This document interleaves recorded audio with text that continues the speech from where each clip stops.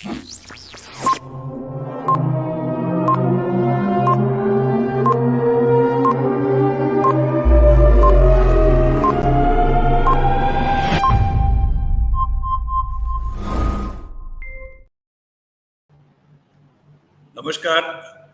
I welcome you all to the 5-day FDP on emerging issues in higher education and research. Today we are having a session on changing dynamics of research. To take this particular session, we invited a professor of par excellence, Professor Ambika Prasad Pati of North Eastern Hill University, Shillong. He is a renowned professor and author, and we invited him to deliver his talk on changing dynamics of research. As you are all aware, research is undergone many metamorphosis stage, in the sense like it is changing like anything. A lot of technology, maybe data collection tools, plagiarism or ethics in research, new dimensions are coming in a big way. And a collaboration of research is also required. And as the national education policy is also emphasizing on research-based teaching or evidence-based learning. So in this context, every faculty member who is handling the classwork in higher education institutions of this country must be well versed with research concepts.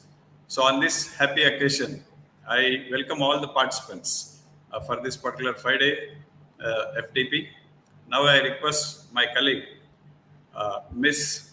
Sivanaga Lakshmi, the Assistant Professor of Department of Business Administration, P.V. Siddhartha College of Arts and Science, to formally introduce our Chief Resource Person, Professor Ambika Prasad Pati.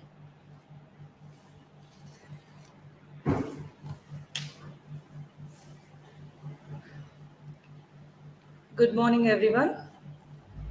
Sir, am I audible? Funny, sir? Yes. Good morning, Madam, everyone. yes, madam, you are audible. Yes.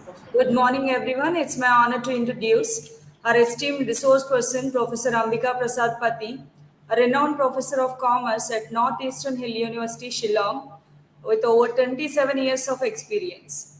He is presently acting as Dean, School of Economics, Management, Information Science of Northeastern Hill University, Shillong. Professor Prasad has been awarded as the Best Professor by the National Business News Channel ET Now and Best Business Academic Award by the All India Commerce Association in 2007 and 2009. He is a lifetime member of various national associations like the Indian Commerce Association, Indian Accounting Association, Odisha Commerce Association, Northeast India Commerce and Management Association, etc. Beside from his talents and advocacies, Professor Ambika Prasad is also a popular author. He published 58 research papers and 4 textbooks. His popular titles include Microfinance and Women Empowerment, Financial Sustainability of Microfinancing, and Regional Rural Banks in Liberalized Environment. He has presented more than 40 research papers in various conferences and seminars. He is presently acting as reviewer, International Journal of Rural Management, Odisha Journal of Commerce, Journal of Rural Development, Global Business Review, and Economics and Finance. He is an ardent researcher and undertook 2 major projects from UGC and ICSSR, and also 1 minor research project with the support from UGC. Now I am requesting Professor Ambika Prasad Pati to take over the session.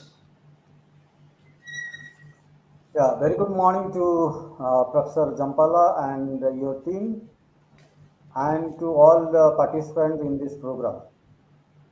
I must thank Professor Jampala for giving an opportunity to ideate my idea and ventilate it among a larger audience.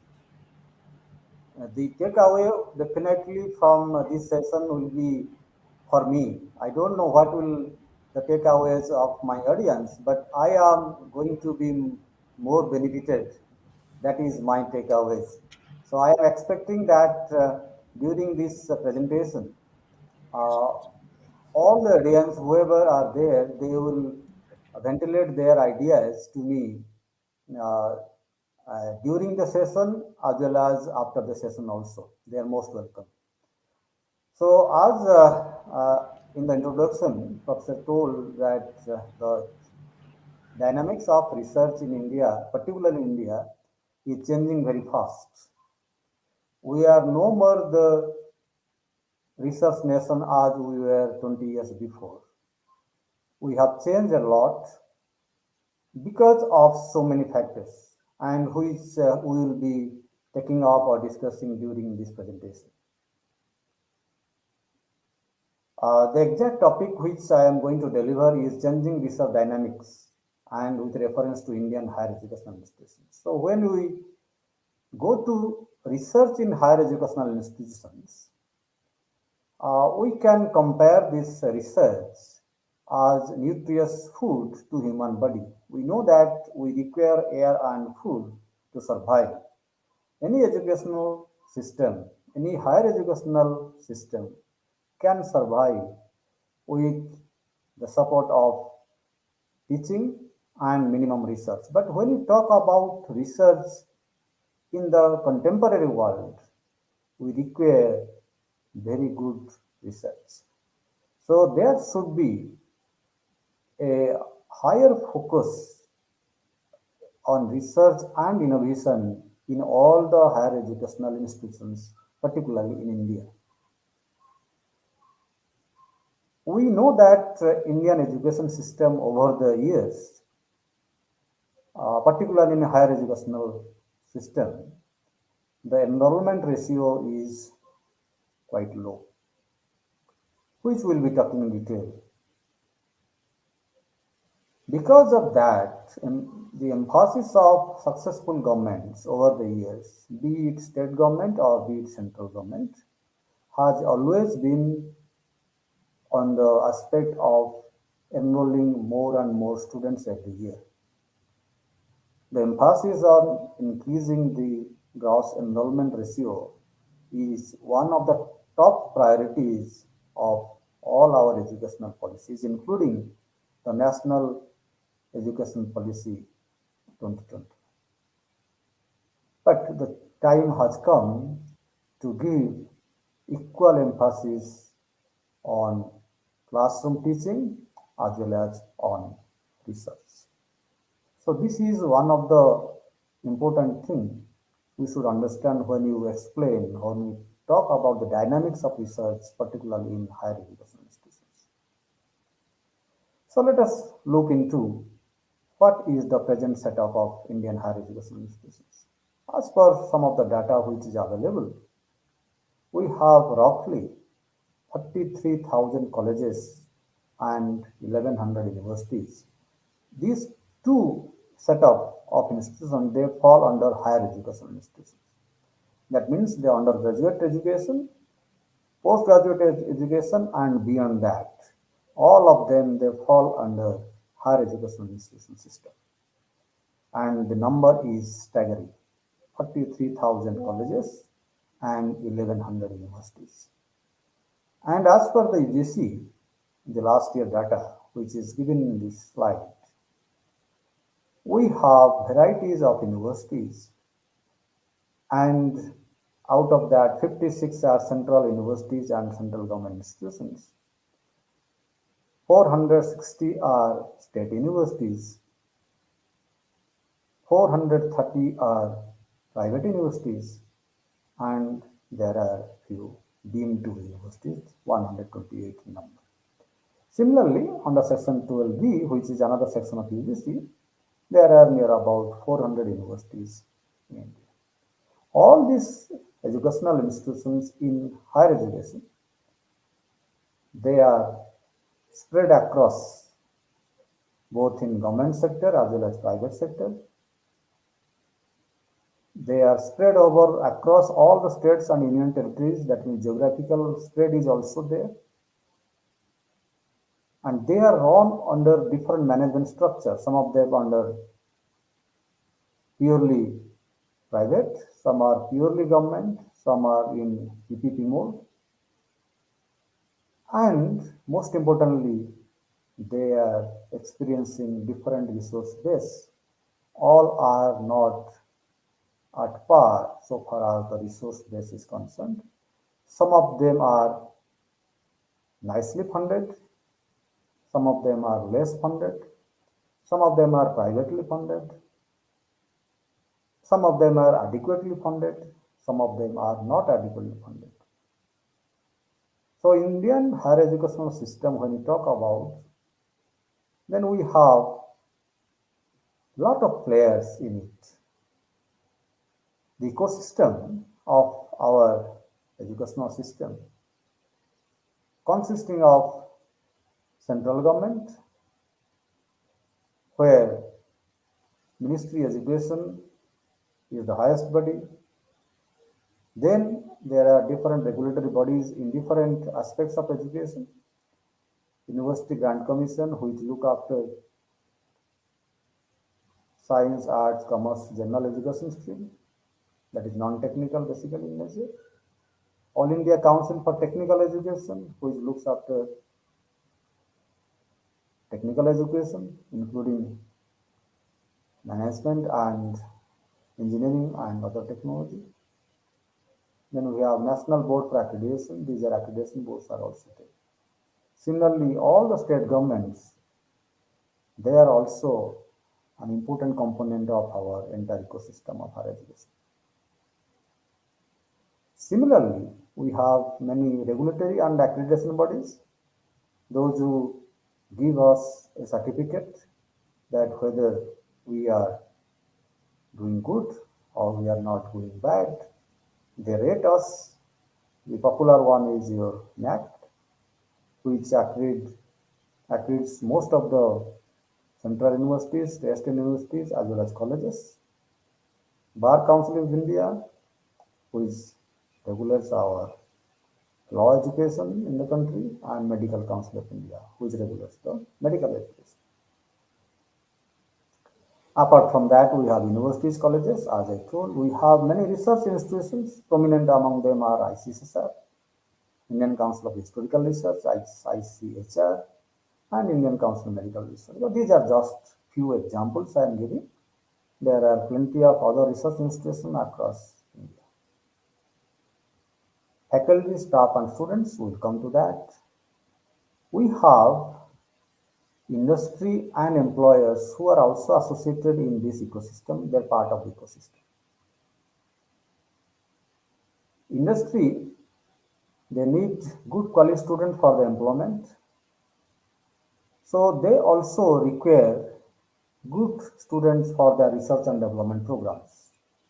So they are very much part of our higher education research ecosystem. Apart from that, there are non-government organizations or some groups, those who are very much concerned about the progress of education in India and quality of education in India. They raise concern, they raise voice, they create opinion in the society about quality of teaching as well as research. And in the age of social media, they are very much active, indicating what should be done, what should not be done in education system. So by doing so, these NGOs or NGO-like organizations, they try to pressurize the government to formulate the best possible policy for education, including teaching and research. So their opinion create pressure to reform the education sector, and they matter a lot in a free society or a democratic society like India. So they are very much part of our ecosystem. Apart from that, we have international institutions, particularly research institutions and foreign universities, those who collaborate with Indian counterparts, Indian universities, some of the colleges, and many Indian research institutions, top order management institutions, top order technical institutions like IITs, to proliferate their teaching and research. From Indian counterpart also, there is a larger interest to collaborate with them. So international organizations are also to some extent a part of our research ecosystem because they bring cutting edge technology, new insight to research, new way of doing research, and also funding to the research institutions.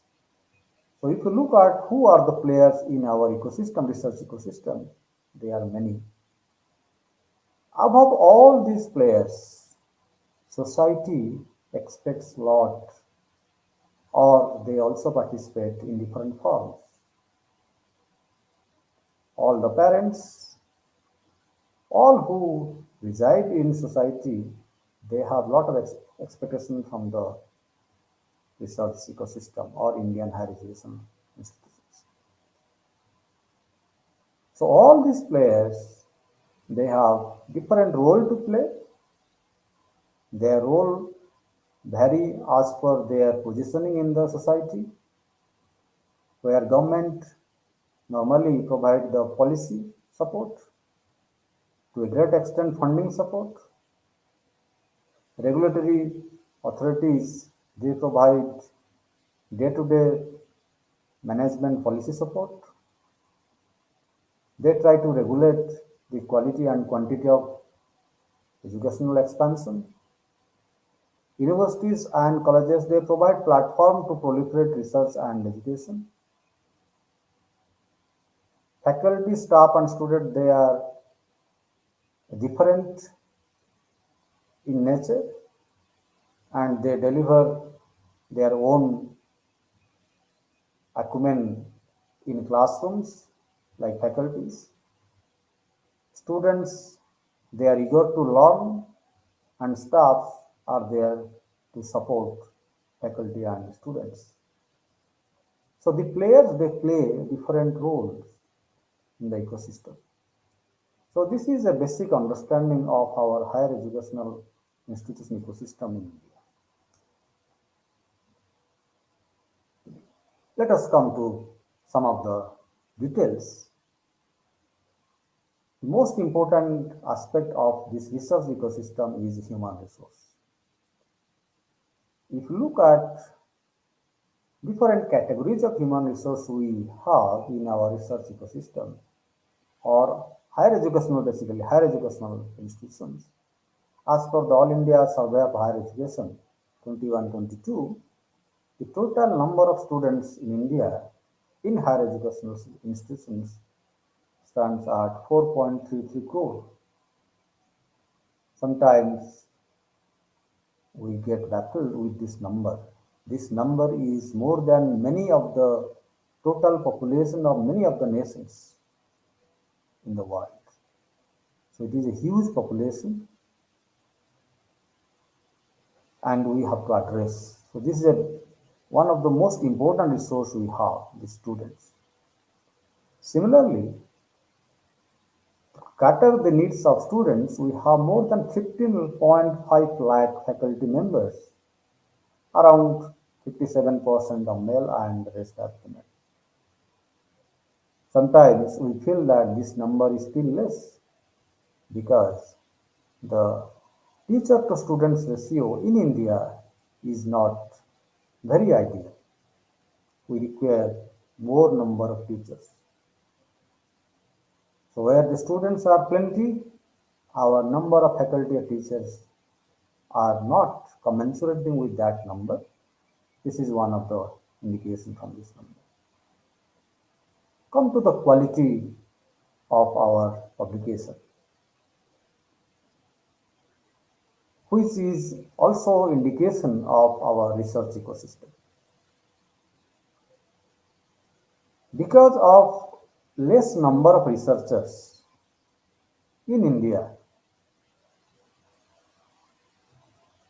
we publish number of papers which are not very good. For example, India ranked 75th on the Global Knowledge Index as per 2022 data among 138 countries with a meager score of 44.4. This indicates that our quality of publication is very less. We are on the lower side of the global average. That means if you take the average score, we are also less than that. Why it is happening? Because we have very few researchers per million population. One of the data source suggests that we have only 255 researchers per million people in comparison to 4,245 in US, 7,498 in South Korea, 4,341 in UK, and 5,304 in Japan.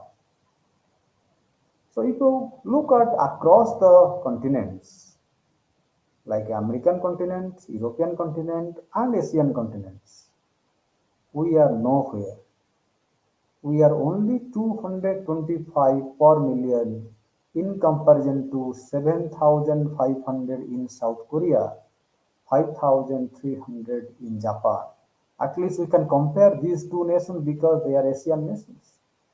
We may not be comparing with US and UK, but we can compare with South Korea at least. We can compare with Japan to some extent. They are Asian nations. So developed nations are developed because they are having higher number of researchers.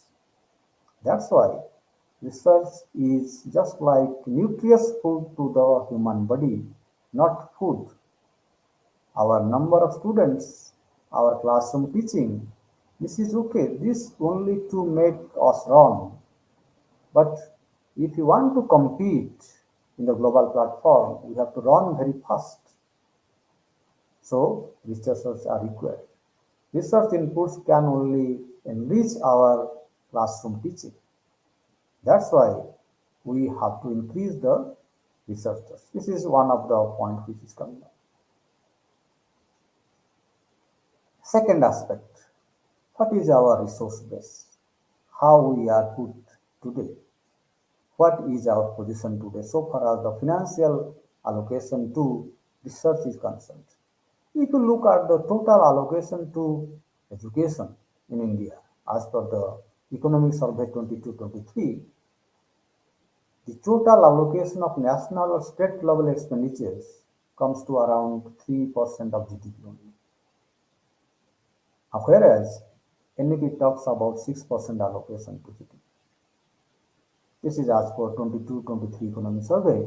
Probably the data will be of 21-22 or a little bit older. But the total annual expenditure on education is only 10% of the total government expenditure.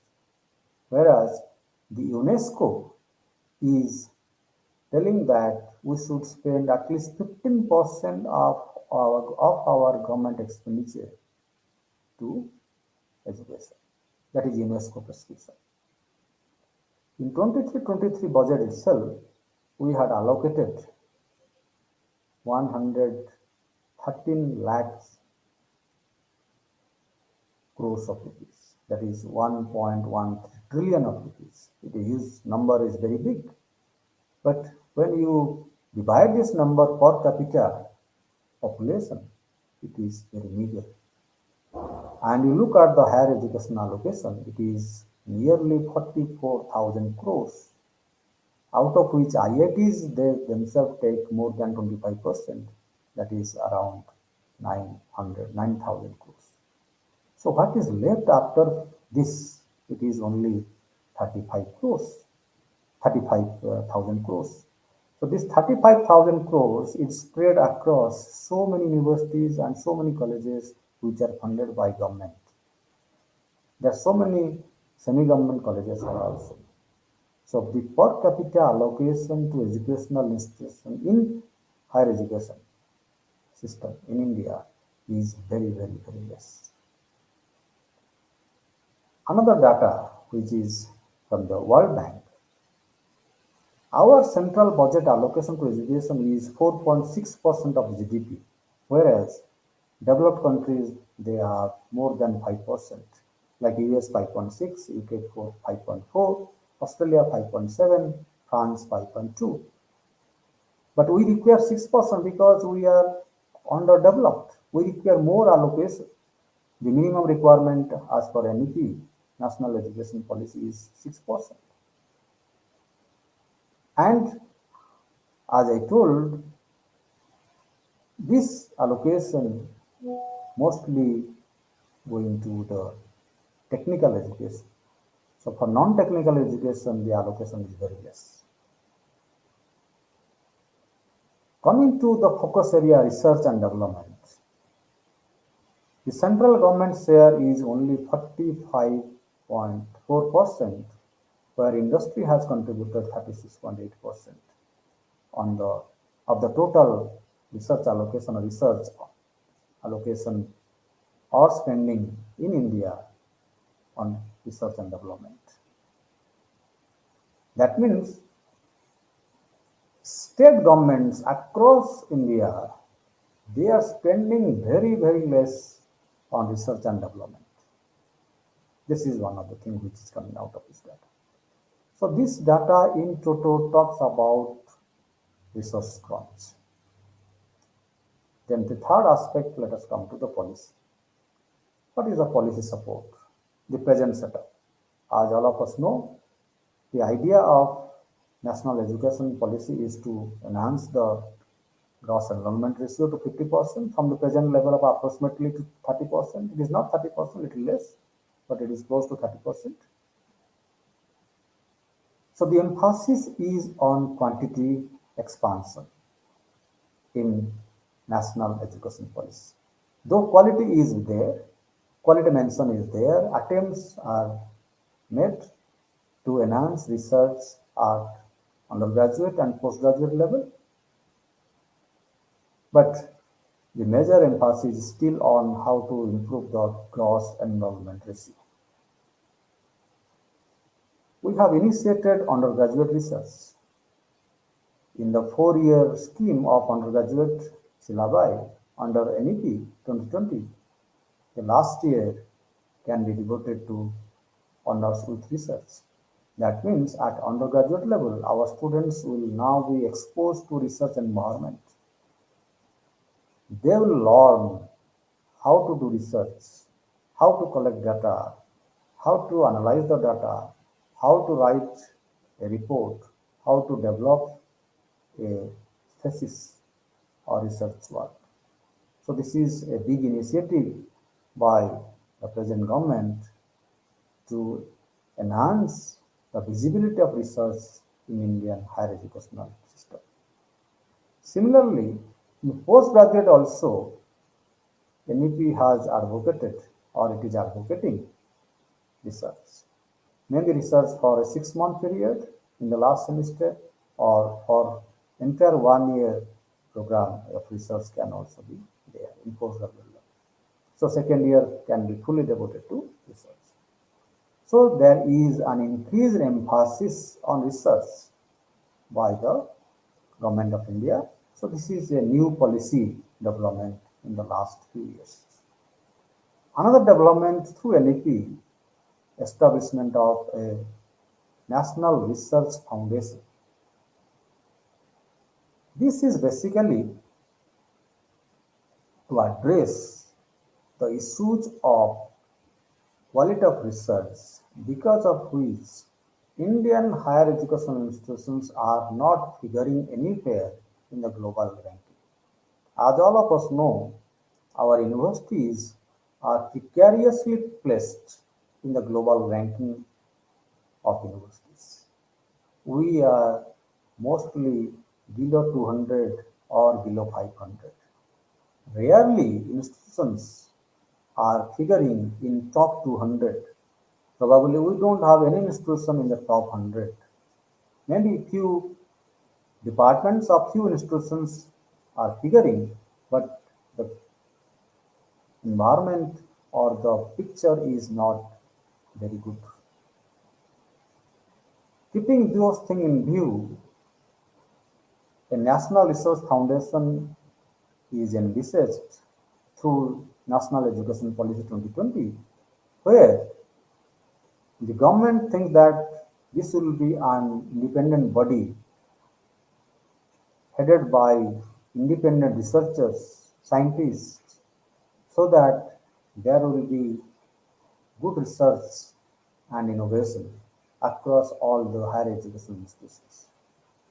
And to see that this foundation work nicely, government has allocated 50,000 crore to be spent in the 5 years time frame, and this was allocated in 21-22 during the corona time.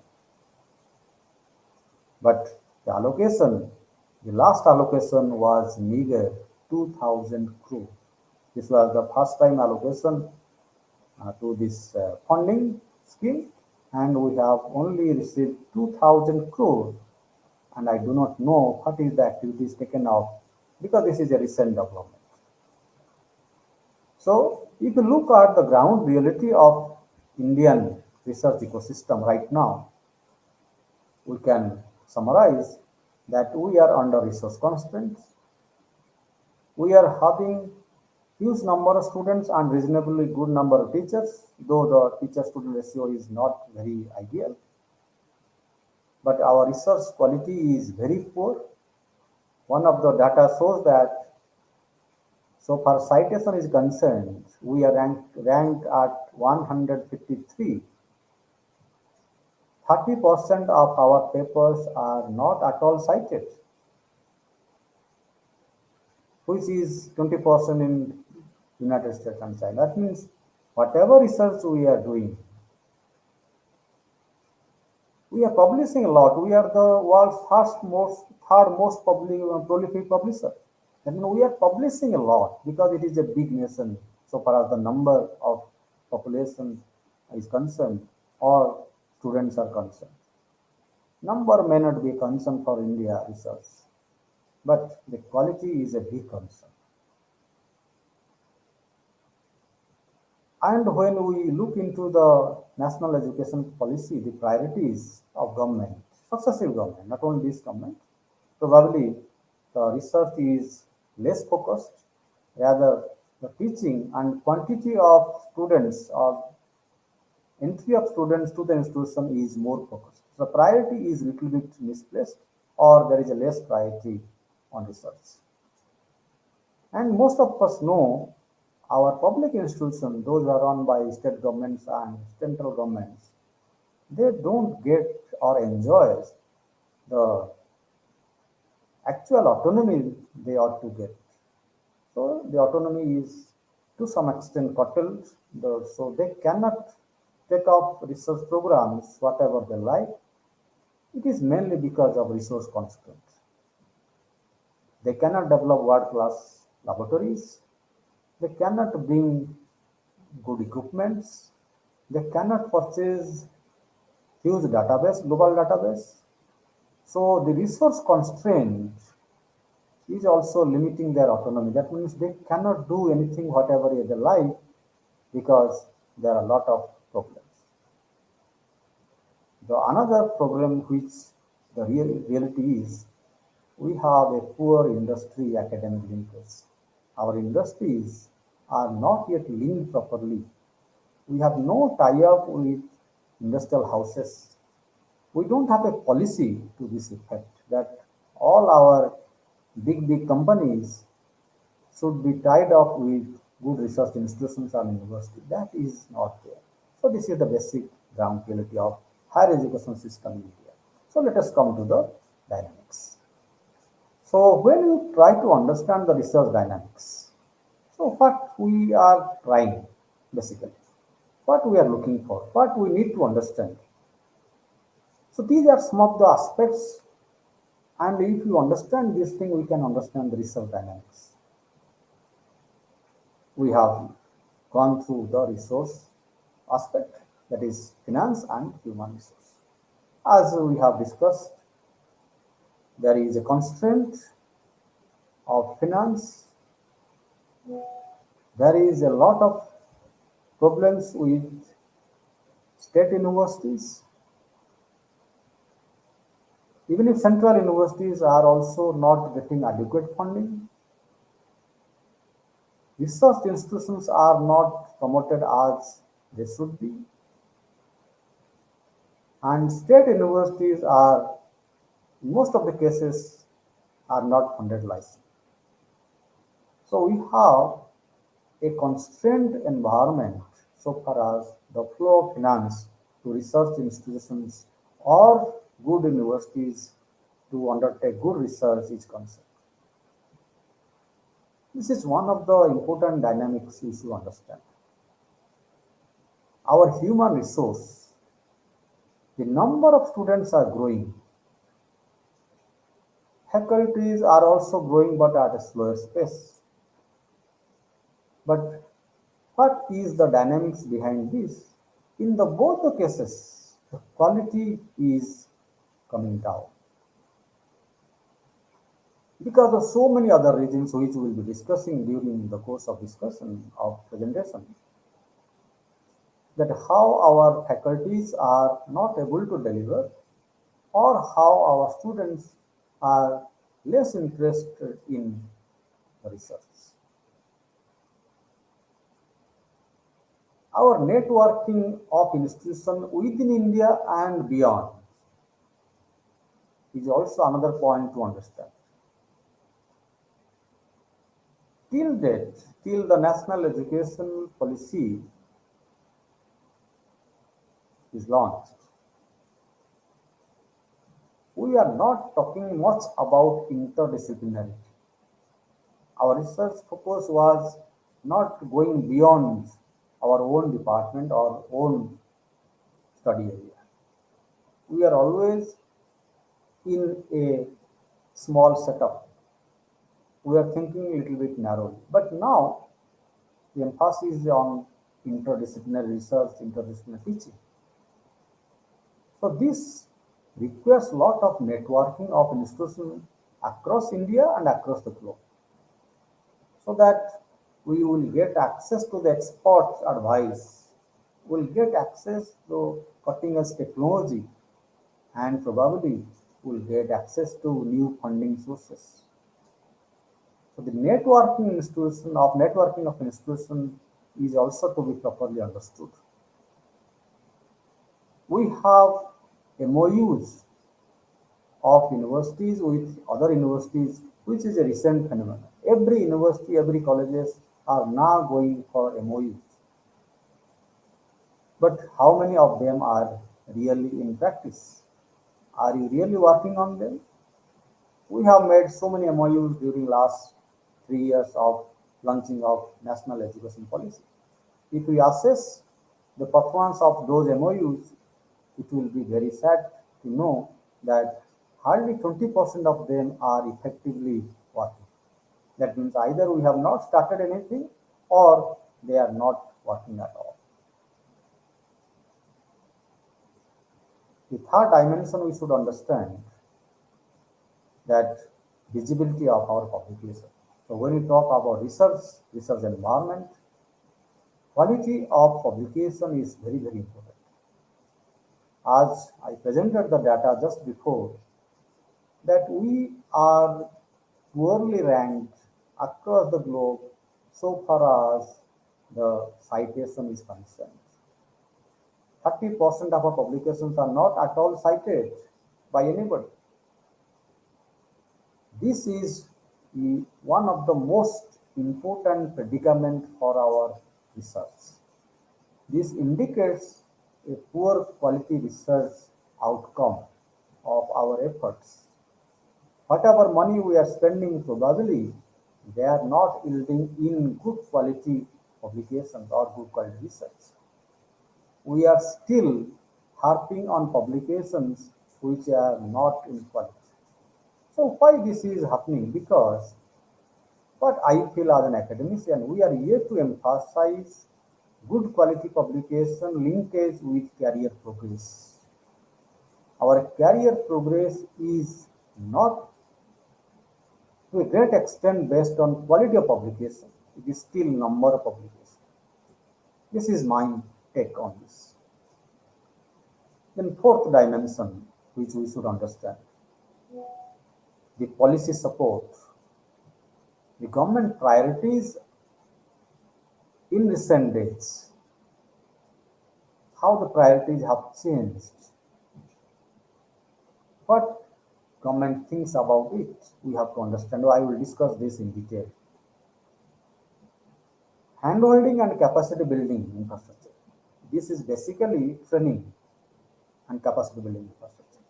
We have human resource development centers all across the university, those who undertake orientation programs, summer internship programs, summer programs, then refresher courses, and some other short-term programs from time to time. But those programs are not effectively used so far as research is concerned. Those programs are only linked with the career progression. That means eligibility criteria to become assistant professor of stage 2, stage 3 will be fulfilled if you undergo this type of academic programs like orientation programs and refresher courses. So they are hardly linked to the quality of research or enhancing the research environment in institutions. So this is another issue which we have to understand. The next one is the technology proliferation. Over the last 10 years, we have seen plethora of technology have come. Initially, we started with internet technology through computer proliferation, where our information flow became very cheap and accessible, and we get information very easily. This has merit as well as demerit also. This has encouraged people to go to platforms like Google and search for what they want. But this has also dissuaded students, even teachers, to go to the text, original text, and read them fully or understand them fully. So the shortcut method of understanding the subject has been emphasized or has been in practice in these days. This is most important influence of technology. But on the other side, if you look at the benefit, the delivery of education has improved. We have reached to the far-flung areas. This is another thing. But as a researcher, we get a lot of benefit so far as the analysis, synthesis of data is concerned, preparation of research models are concerned. So technology has helped to a great extent, also has created a vacuum so far as the knowledge is concerned on the other side. Because of technology, most of the students and some of the teachers, they are more into Google platform or Google rather than to textbook.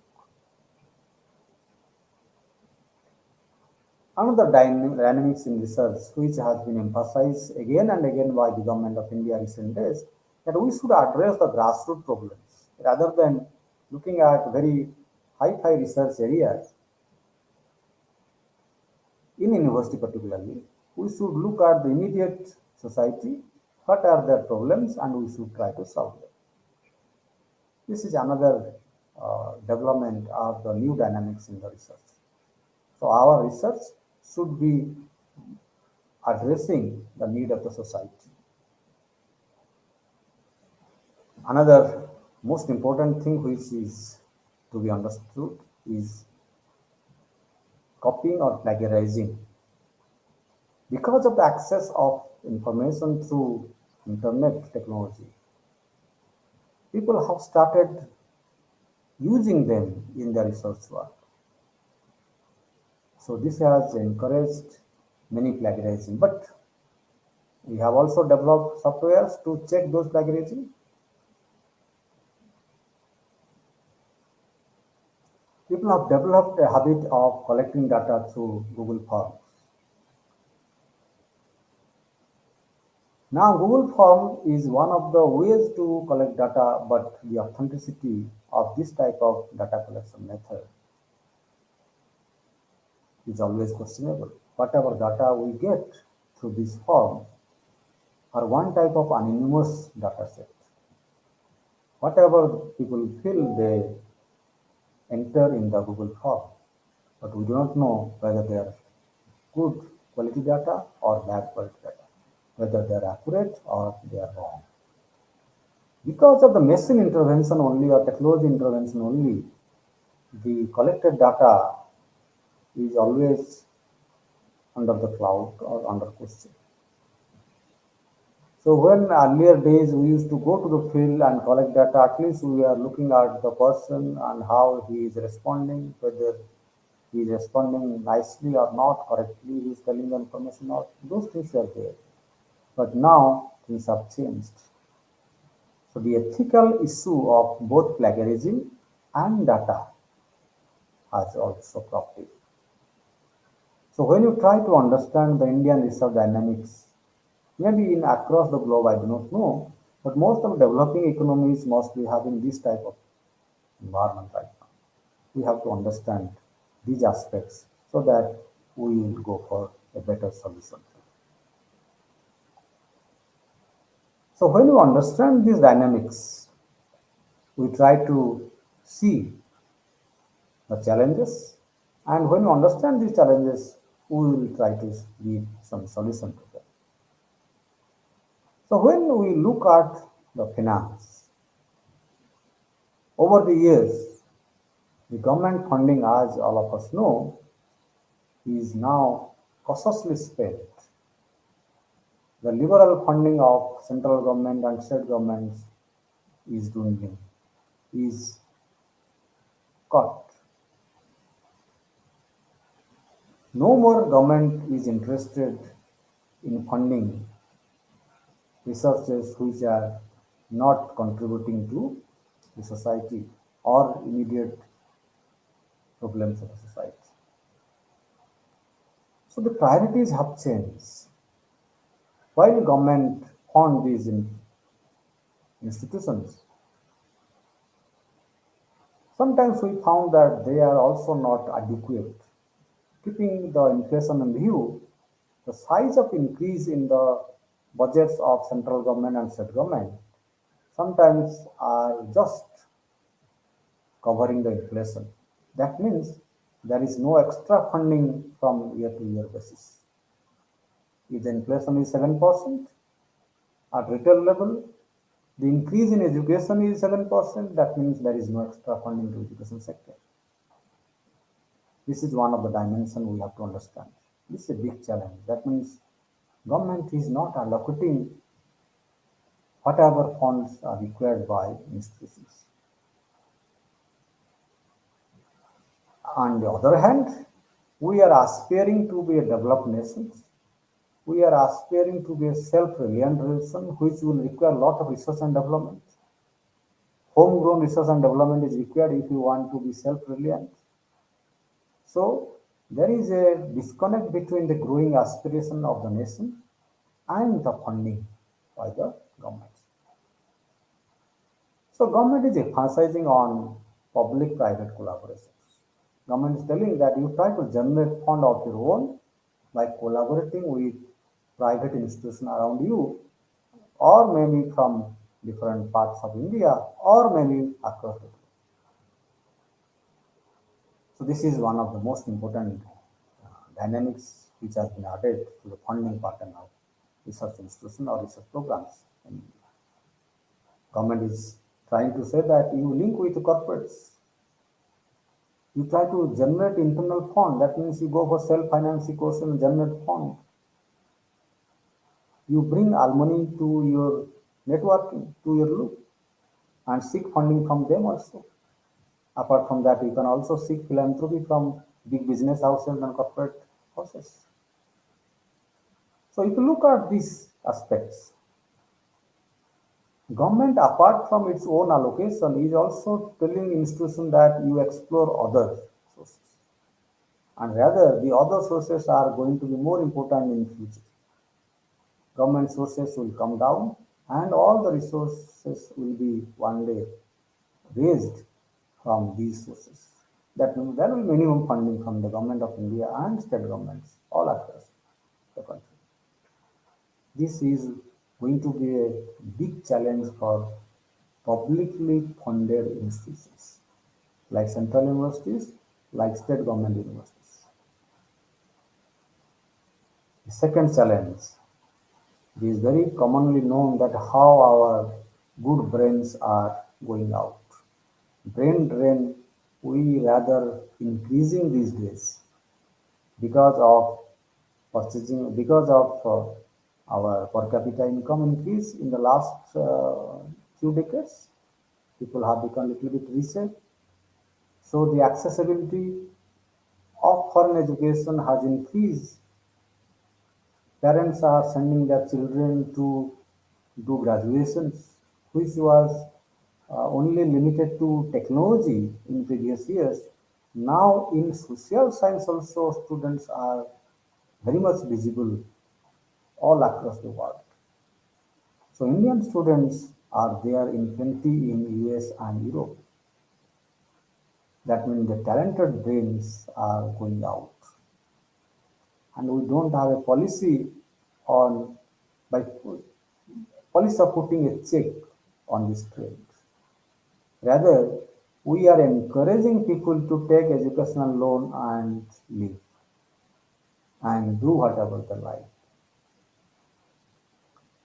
So if you want to be self-reliant, technology savvy, and promote Make in India, Startup India, then we have to retain the best brains in our country so that they will be more contributing to our economy. Another problem, as I told earlier, indicated earlier, that our faculty are good in teaching but not in research in general. This is a statement which can be checked with our ranking, global ranking of universities and colleges. So I think it is not to be contested. Everybody knows this. We are poor in research because of the quality, not in quantity. We are producing large number of PhDs, large number of papers, but how many are there cited? How many are there published in very good journals? How many are cited by well-known authors across the world? So this is reflected all across among our faculties and among our research students. This probably may be because of we are not trained properly. The earlier emphasis was not there. We have to have training, proper training on methodology, proper training in data collection. The teachers are to be trained so that they will become good trainers, good researchers fast. Then only they can pass on this knowledge to the students. This is one of the challenges we have. Challenges of giving good quality training, enhancing the capacity of our existing teachers, existing human resource. Then lack of motivation. Whoever are working in institutions, higher education institutions, for them research is not a priority. They know that it is not going to help them in career progression because the quantity is still emphasized. So, what challenges we face grooming and retaining the talents? We have to retain the talents, and whoever are there, we have to groom them through training and capacity building. We have to recognize the contribution of researchers, recognizing and appreciating. It is not in policy, that's why it is a challenge. We don't have a proper policy framework to recognize and appreciate the researchers, those who are at least those who are doing, even if 1% of them, 2% of them, or 5% of them are doing quality research, we don't recognize them. That is a big challenge. We have to link them with career progression. The quality of research should be linked to the quality in career progression. That is also a big challenge. And capacity building, which will require a lot of resource, training centers, trainers, technology. So we require a lot of resource to do this thing. Another challenge what I see, that is networking. Poor networking of entire setup. Even if within a department also we don't collaborate with each other. Within an institution we do not collaborate with departments. Within a country we do not collaborate with other institutions.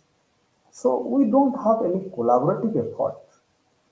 We feel that individual whatever we do that is good enough for our career or that is good enough to get a promotion. So the networking of institutions, networking across the states, across the nation is very, very important. It's a big challenge because we have to change our attitude of networking. We just remain silent whenever we discuss about networking. We listen to the policymakers that we should collaborate. But when it comes to the ground reality, we only limit ourselves in signing an MOU. That's all. With MOU, we feel that collaboration is done, but in practice, it is not happening. We have to send our students and faculty frequently to other institutions to learn. That is very, very important. And this is a big challenge because not in policy. If a policy framework will be there that every 3 years a faculty has to go to outside to one institution for 7 days, for 15 days, then only this can be promoted. So far, students are concerned, we can also identify talented students who can go for exchange programs across the country or within other institutions within the country. The third networking we have to do, connect our lab, connect our research works of institution with the market. We do not do research as per the requirement. Yes, fundamental research is required. We have to do that also. But we have to look into what market needs immediately. So lab to connect with market. We have to connect our laboratories, maybe computer lab, maybe botanical lab, maybe physics lab to the market requirement. Along with fundamental research, applied research should be highly encouraged. Probably because of that, government is telling emphasize on the societal problem first. Try to address the issues which are immediate, which require immediate attention. So when we think about the challenge, these three, finance, human resources, and networking, are to be put in the policy. So that's why I have written acknowledging and focusing on the above three vitals. These are the three areas which are to be adequately visible in our policy, like national education policy. To some extent, they are trying to address it, but still I feel we have to have much more emphasis on these three aspects. We have to consider that research is an imperative for higher education system, which is yet to be recognized. Still, government feel that in higher education system, if we can enroll large number of students, our job is done. We have done our contribution to the society. Research is always a secondary in higher education institution in India. The emphasis is lackluster. Emphasis is always less. So we have to have research as an imperative, that means as an inherent component, as a mandatory component of the higher education, we have to put research. Though NEP has come up with the scheme of research at undergraduate and postgraduate level, but we have to see how it is panning out in future. Now we have to only think about quality, not quantity. Though we have been talking about this quality of research since 2010 UGC regulations, but when it comes to the real implementation, many of the occasions we are trying to compromise the quality. in the name of different type of journal, different type of numbers, this and that. So the quality has to be emphasized a lot. Without that, we cannot survive in the global competition. So quantity is not to be promoted at all. As I told you, we are the third largest publisher of articles or research papers. But if you look at our rank, we are 138. Sorry, we are 75th among 138 nations. So far, our global knowledge ranking is concerned. This indicates that quantity is not a problem in India. Just like population, we have enough research publications. But the quality of publication is a big concern. Another thing which we require for new India, resurgent India, self-reliant India, Viksit Bharat, that we have to go for good number of patenting, which we are lacking across all the research institutions and universities. Our patent number across the universities, which are supposed to generate more number of patents, is very, very, very less. Universities of 50 odd years, they have crossed 50 years, 60 years, 70 years, but the number of patents from those institutions, those universities are less than 10 till date. This is a big concern. Though they have number of science and technology departments, the patent is not coming up. That means the quality of research has to be unique, it has to be innovative, and the process of patenting should also be very conducive. So we have to go for this patenting, easy patenting procedure, patent filing procedures, along with the quality of publication, the quality of research.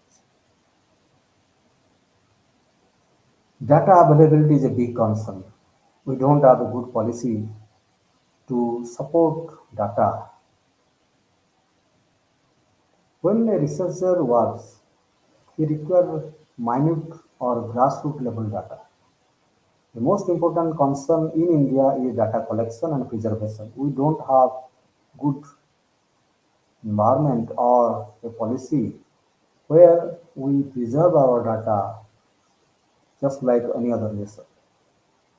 Even if the highly technical data are not preserved well, even if those are preserved here and there, they are not accessible. They are very costly.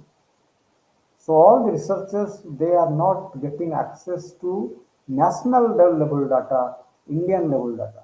Forget about global level data. But the time has come, we have to access to all the global level data at the institution.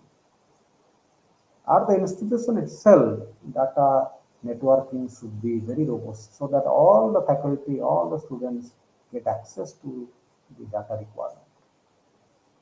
Unless we get global level data, we cannot go for very good study. We can't go for a comparative study with other nations. We cannot know what other nations are doing. We can only focus on India and that will not get published because international audience always want a pan globe outcome, not pan India outcome. Most of the cases, our research papers are rejected because it is only focusing on India. Most of the referees are questioning the requirement of this type of research because it is not for a global audience. So this is mainly because access of data as well as technology. So we have to have that. And the transparency in the system. This is also very important. Everybody wants to know what is happening to our education system, what is happening to our research system.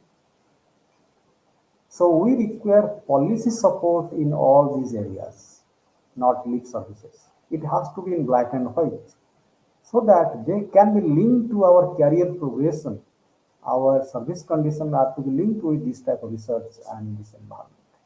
Then only things will move. So these are some of the challenges what I see are coming or are there in our research ecosystem. So when you understand the dynamics of research in Indian higher education system, we should give due attention to all these aspects.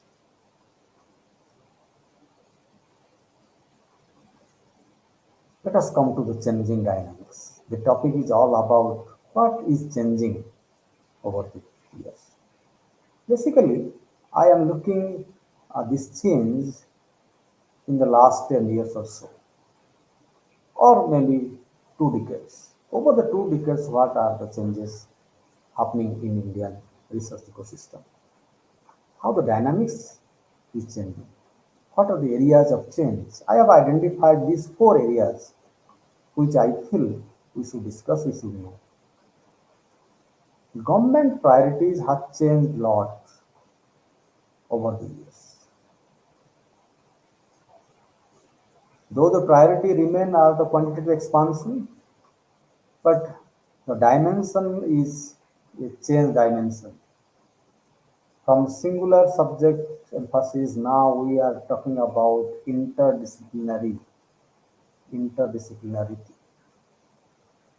And this is through our National Education Policy 2020.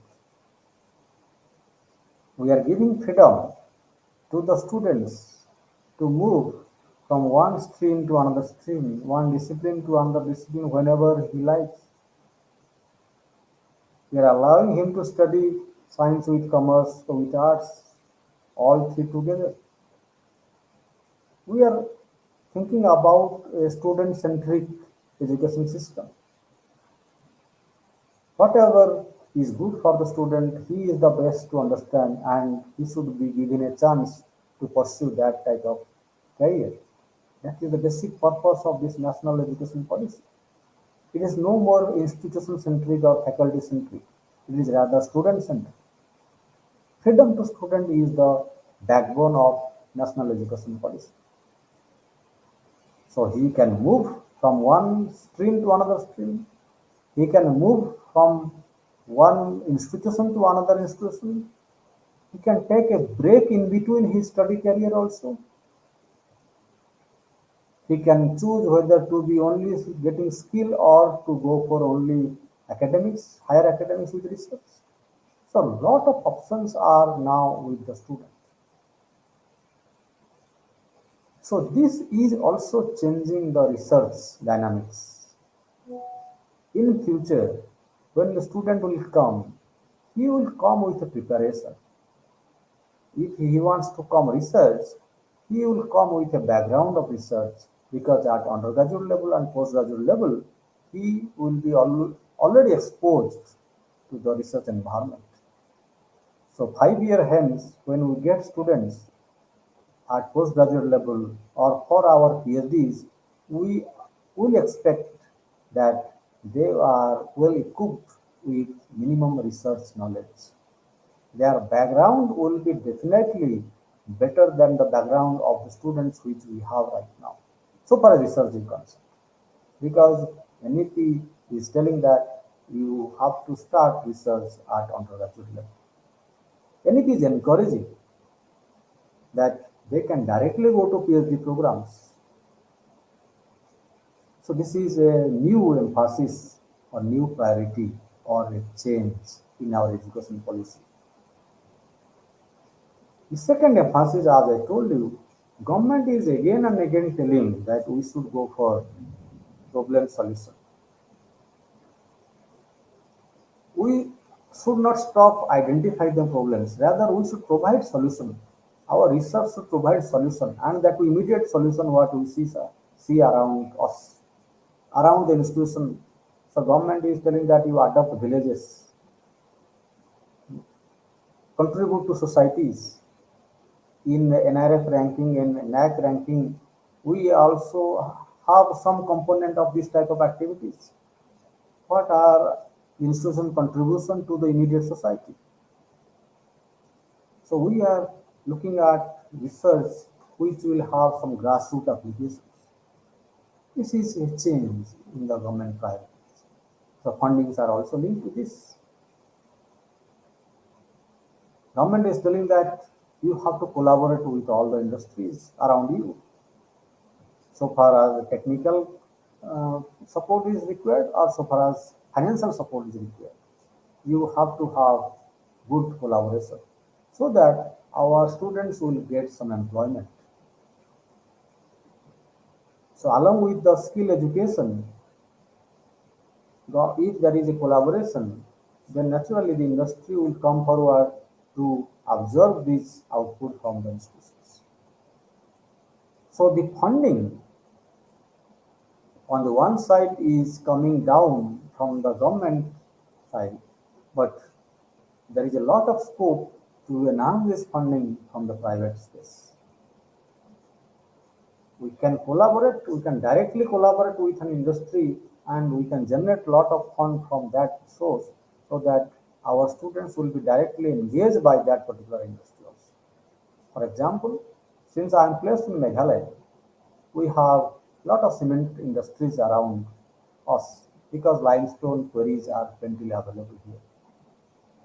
So now institutions like Nehu can go for a collaboration with the cement industries and float research programs which will help the industries to absorb the best possible talents from the local environment. Their recruitment cost will be very less, and the local people or local students, when they will go to these industries here in Meghalaya itself, they will contribute in better way because this is their own society, own place. So there is always a win-win situation for the collaborating institution and the collaborator. So we need to have good collaboration. This is a priority change, what is now emphasized by government. As all of us know, government has emphasis on self-reliance. Government want to be Dixit Bharat, target to be achieved by 2047. We want to a developed nation by 2047. And government is thinking that we should be self-reliant in most of the areas. We have to enhance our manufacturing base. We have to compete China. We have to replace China if possible in future. We have to be a fifth largest, third largest economy in near future. So all these targets are basically to go for higher and quality production and employment so that there will be higher income in our with our population. So this self-reliance require a lot of research and development facilities. So government priorities are also changing towards incubation centers, skill development centers, incubators. All these things are happening across the institutions. Entrepreneurship clubs. So I hope in your college also some of the activities of this nature are going on. So this is another priority of Government of India or even many state governments also. Government is concerned with our global ranking of universities. So government wants that there should be very good quality institutions, universities, global class universities. So we want world class higher education institution, and government has gone for one of them in Nalanda, in the name of Nalanda University in Bihar, which is considered to be a very good university. I do not know exactly what type of research output are coming from that, but I hope the priorities have shifted from quantity of research to quality of research to some extent, and this is a changing area of research. Technology has also changed a lot, in the particularly last 10 years. The delivery mode has changed. Now, researchers can also connect themselves over online. The physical mode of research is also changing, particularly in social science, where data can be accessed. People need not to be there in US to do a research on secondary source data. So Indian students staying at India can also do a good quality research work if he is doing on secondary source from a US university, from an Australian university, from an UK university. So the online mode of research is also coming out. This is a changing dynamics. PhDs will be also allowed online in future. In some of the universities, they have already allowed in foreign universities. In India, it is also coming. As all of us know, artificial intelligence, new data analytics techniques, all these things are also changing our analysis. Data analysis is also changing. The tools are changing. Another change which I see that collaborations, increasing number of collaborations is happening. Okay, this is good in the first stage, which we should translate into quality of collaboration. I have already talked about this thing earlier. But along with this, government of India is allowing foreign universities. The policies are coming slowly, slowly. Foreign universities establish their campus in India. National education policy has given permission, giving an inroad to this type of activities. So more and more foreign universities are coming to India, and they are also going to change the dynamics of research in India. Because I hope that will be a challenge to the Indian institutions. Indian universities, good university in India will also get feel that somebody else has come to my next door who is challenging me so far as the quality of research is concerned. So that concern will be there, and I hope that will improve our domestic institutions. They will do as per the requirement. They will definitely go for better quality research. The third change which I see, how readers perceive research in these days. Because of the access of technology, free access of data and other things, the perception as it was there earlier, it has changed. From quantity, we are now looking at the quality. When we are looking at an academician, who is a good academician, we no more talk about quantity. 50 odd publication, 500 odd publication doesn't matter. What are the publications which are mostly cited? How many publications are cited? How many publications are Scopus database? How many publications are WOS database? These are now much talked rather than the quantity of publication.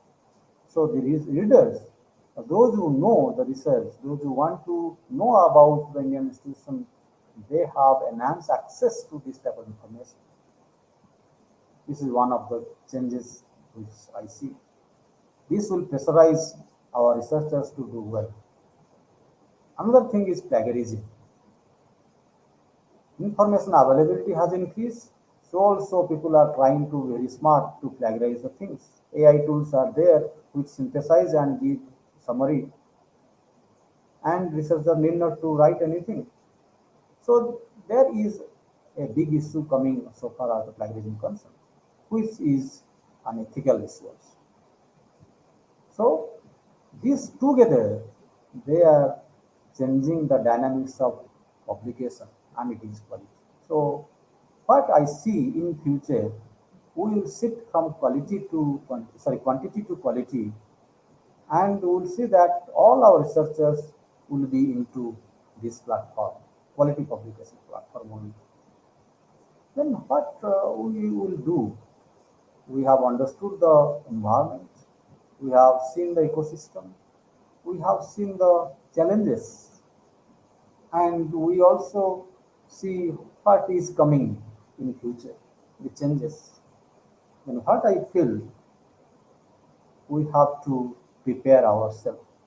Preparing ourselves means prepare the next generation, those who will be challenged by this changing environment. We have to groom them. We have to equip them. We have to build their capacity to analyze and take up the challenge. How to do it? So these are some of the suggestions or some of the thinking from my side. We have seen how NEP has brought undergraduation, post-graduation, doctoral research. We have to integrate properly integration of the curriculum across the institutions. We have to sit and clearly visualize the progression of research over three stages. How an undergraduate students will move to post-graduation, what will do in research there, then after doing post-graduation, what will do in doctoral stage. These three stages are to be linked. It is very, very important. This is one of the things all the academicians, particularly the leaders in the institutions, the vice chancellors, the principals of the colleges, they have to see. And the state governments also, those who are developing their own syllabus at state level. So maybe we have to think a little bit seriously about a policy of linking these three stages of regulation so far as research is concerned. That is very, very important. Also, I feel that there must be a clarity in career progression and employment, possible employment with research. If some student is doing a good research, what he will do after doing this? Again, he will be uh, placed in the market, compete with everybody, so far as employment is concerned, or he will get a better opportunity to pursue his career in teaching and research. So employment possibilities are to be clearly given in advance. And he should know that, researchers should know that after doing this research, after doing this type of publication, I will be placed as an assistant professor in some of the institutions. I will be placed as a scientist in some of the institutions. I will be placed as a researcher in some of the research institutions. That career progression linkage has to also be there with his research endeavor. This is one of the thinking what I feel, and that's why I want to tell. We have to train our young faculty constantly. It is not that within in 3 to 4 years once the student or the teacher will go and go through a refresher course or orientation course or a summer course. That is not going to help. Every year or every once in 2 years, our faculties have to be exposed to new technologies, new way of doing research, new methodology, new data, and new knowledge. That is very so constant training of young faculty. Of course, this will require a lot of funding. We have to enhance our facilities.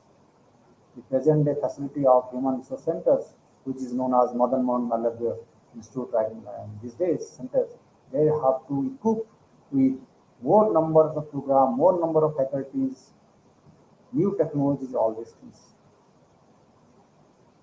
This is also one of the imperatives. Faculty exposure. If you want to generate good quality research in the institution, faculties have to be exposed first.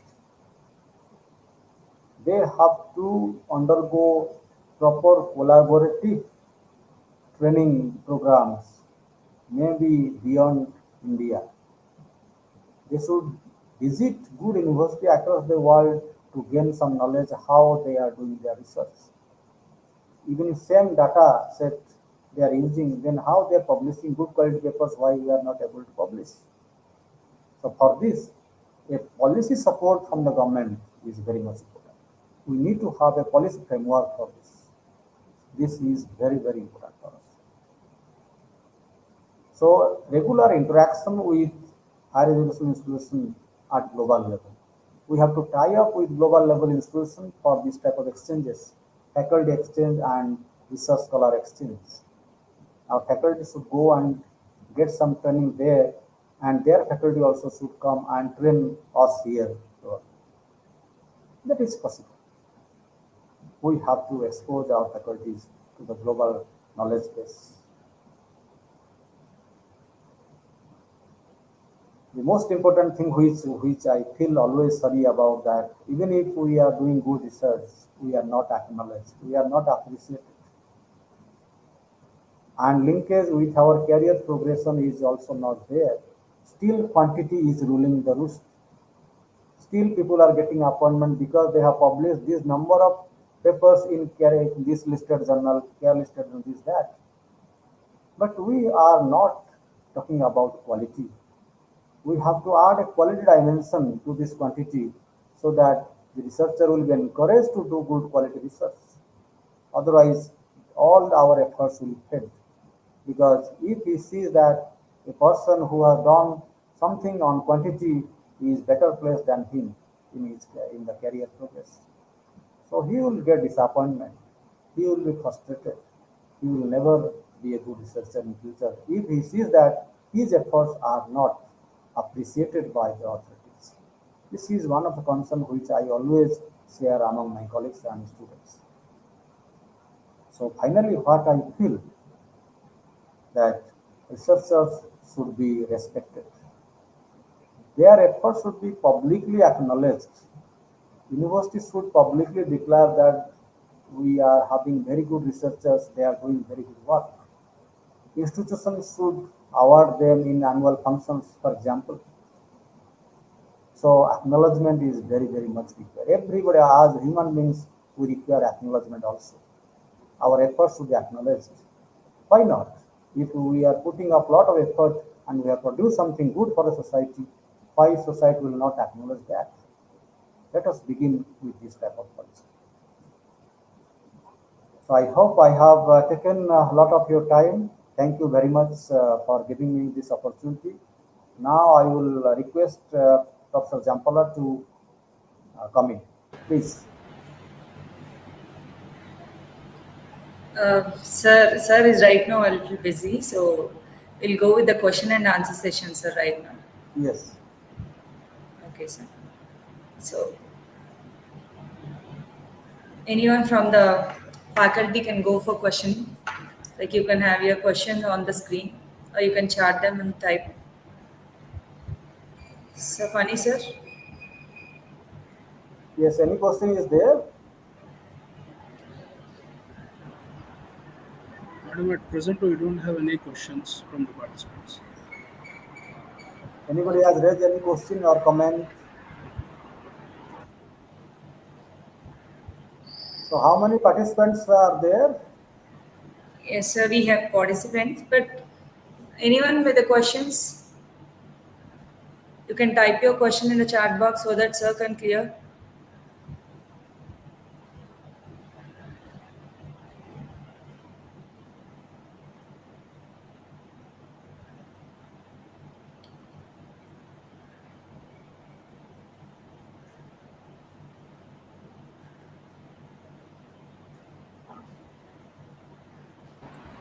Madam, we will wait for 1-2 minutes for the questions.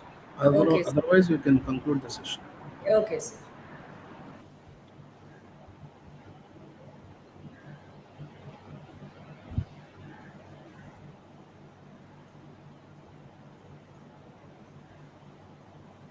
So may I know how many participants are there for this program? Anybody? So funny, sir. How many participants with this so far? How many are Madam, at watching? present we have 29, 28, 29 at present. Yeah, 28.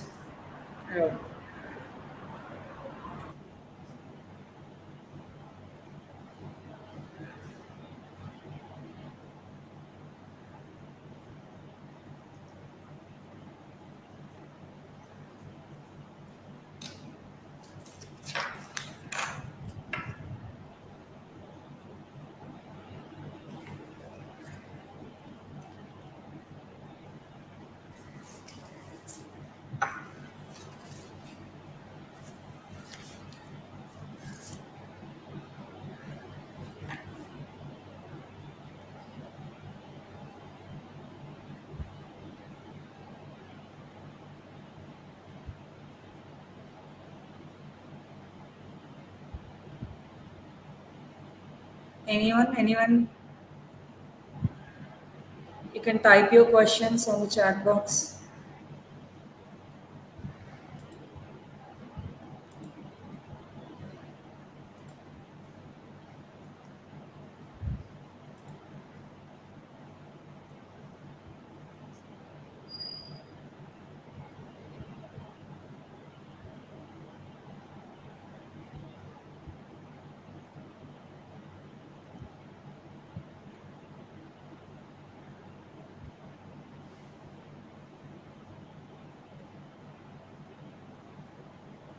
Okay, so then we'll go with the valedictory. Okay. Can we? So thank you, sir. Thank you for giving the detailed talk on various aspects like resource allocation, ground reality, understanding the changing research dynamics, and how to groom the future generation with your valuable talk, and we are very much delighted to have you on the screen. And having this much of knowledge is very rare. And I think there is a question in the screen, like just to add. So No, there there is is a a question. comment on Yeah, quality publications, which I have told yeah, again and again. in Same order thing. to You get more just come. citations. Yes.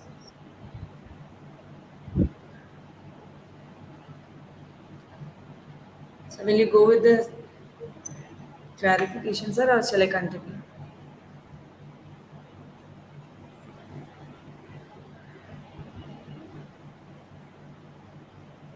Okay, sir. Once again, thank you. Thank you for sparing your valuable time and enlightening us with your information. Funny, sir. Yes. So, Shall we conclude then? Yes, madam. Yeah. Thank you, sir. Thank you, Ambika Prasad, sir. Thank you very much. okay. Shall we sign up now? Yes, sir. Okay.